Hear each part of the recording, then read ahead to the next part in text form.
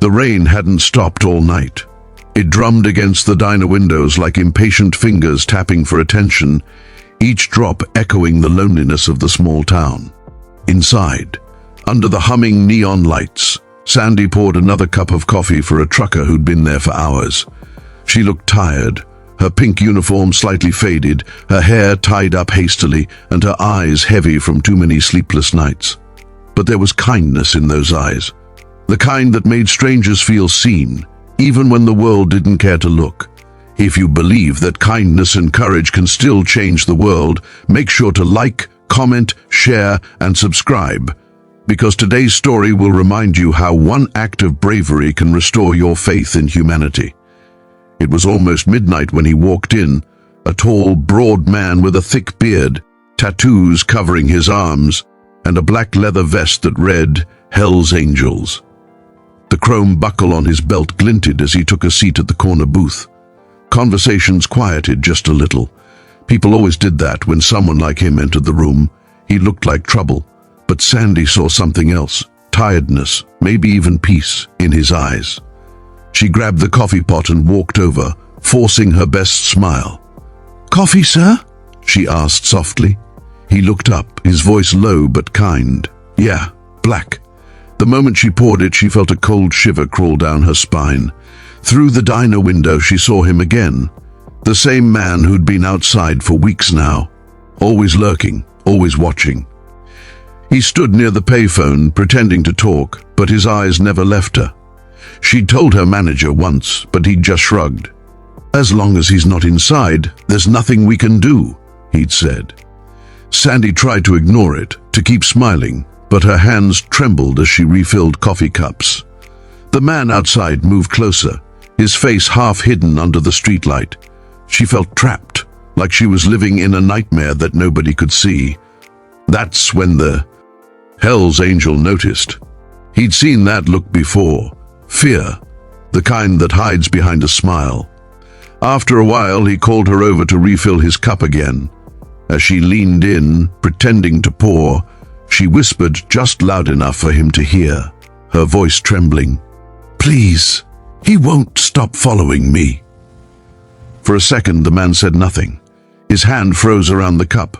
Then slowly, he looked up, eyes narrowing, scanning the window. When he saw the figure outside, something changed in his expression. Calm, quiet, dangerous, like a storm about to break. He nodded once, almost imperceptibly. "Don't worry," he muttered. Sandy didn't know what that meant. She just hoped it wasn't trouble. But deep down, she felt a flicker of safety for the first time in weeks. Moments later, the biker stood up, tossing a few bills on the table. He walked out the door, the bell above it jingling faintly. The rain was still pouring when he stepped into the night. From the window, Sandy watched. The stalker froze as the biker approached. She couldn't hear what was said, but she saw the man's lips move, his shoulders tense. Then, the biker stepped closer, his towering frame forcing the stalker to back up. There was no yelling, no violence, just quiet, firm words. The stalker hesitated, then turned, stumbling away into the darkness. The biker stood there for a few seconds, watching until the man disappeared into the rain. When he came back inside, water dripping from his jacket, the diner was silent. Everyone pretended not to stare. He sat back down, calm as ever, and took another sip of coffee. Sandy's heart was still racing. "What did you say to him?" she whispered. He smiled faintly, eyes still on his cup.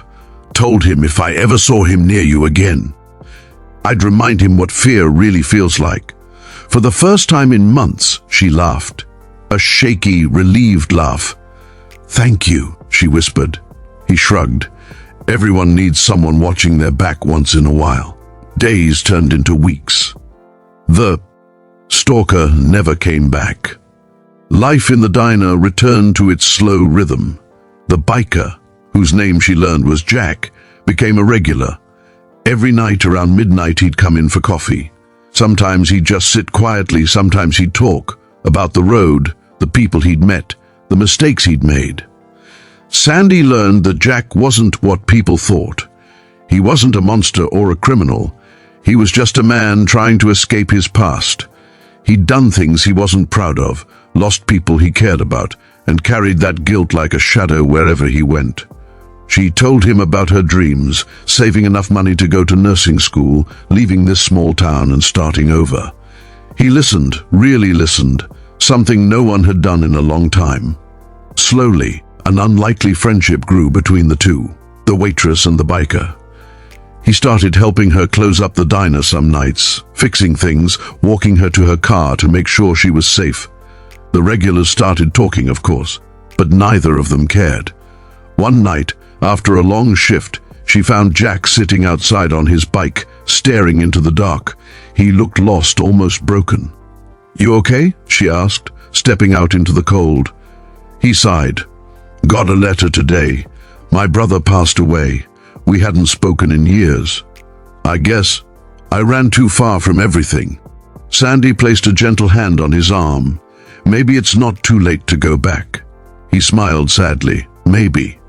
The next day, Jack didn't show up, nor the day after. A week passed, and the diner felt emptier. Sandy couldn't explain why she missed him so much, his quiet strength, his rough honesty. She even started making an extra cup of coffee every night, just in case he walked in. Then, one evening, a group of bikers pulled up outside. They looked like him. Leather vests, tattoos, the same emblem on their backs. They came in silently, filling the diner with the smell of rain and gasoline. One of them, a younger man, walked up to her. "You Sandy?" he asked. Her heart skipped. "Yes." He handed her a small folded envelope. From Jack. She took it with trembling hands.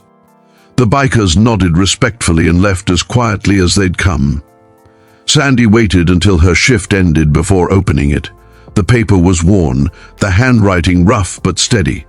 "Sandy, I'm heading home for a while, to face things I should have faced long ago. You reminded me that not everything in this world is broken, that there's still good out there, even in places like this diner. I left something for you, a small start for your dream. Check the locker in the back. Keep smiling, kid. You've got a light in you that even darkness can't touch." Jack, tears blurred her eyes as she ran to the back. Inside the locker, wrapped in an old bandana, was an envelope full of cash, more than enough for her to start her nursing classes. She cried quietly that night, not from sadness, but from gratitude. A man everyone feared become her guardian angel. Months later, Sandy had moved to the city, working double shifts at a hospital cafeteria while attending night classes. Life was hard, but every time she felt like giving up, she remembered the man who believed in her when no one else did. One late evening, as she walked home under flickering streetlights, she noticed a familiar sound, the low, steady growl of a motorcycle engine. Her heart skipped. She turned, and there he was. Older, maybe a little thinner, but smiling. "Jack!" she cried, running up to him. He laughed, dismounting the bike. "Heard you made it out. Figured I'd stop by, see for myself." She hugged him tightly, tears filling her eyes. "You did this. You believed in me." He chuckled. "Nah. You just needed someone to remind you what you were worth." They sat on the curb for hours, talking under the city lights. He told her he'd made peace with his family, started working at a motorcycle repair shop, staying out of trouble. "Guess even old bikers can find second chances," he said with a grin. Before he left, he handed her a small silver pendant, shaped like an angel wing. "Keep this," he said, "to remember that you're never alone out there." Years passed. Sandy became a nurse, helping people just like she'd always dreamed. Every now and then she'd get postcards, no return address, just a place and a single line. "Still riding, still watching your back. Jay." No one else ever understood why she'd smile whenever the sound of a motorcycle echoed down the street, or why she always kept that silver pendant around her neck. But she did, because she knew kindness doesn't always come in gentle forms. Sometimes it wears leather, rides a Harley, and drinks black coffee at midnight. And sometimes a stranger's act of protection becomes the turning point in someone's life. If this story touched your heart, please like, comment, and share this video. Subscribe to our channel for more true, emotional, and inspiring stories about real people who remind us that compassion still exists in this world. And before you go, drop a comment below and tell us, do you believe even the toughest hearts can hide the kindest souls? Because sometimes, heroes don't wear capes. They wear leather jackets and carry broken hearts that still know how to protect others.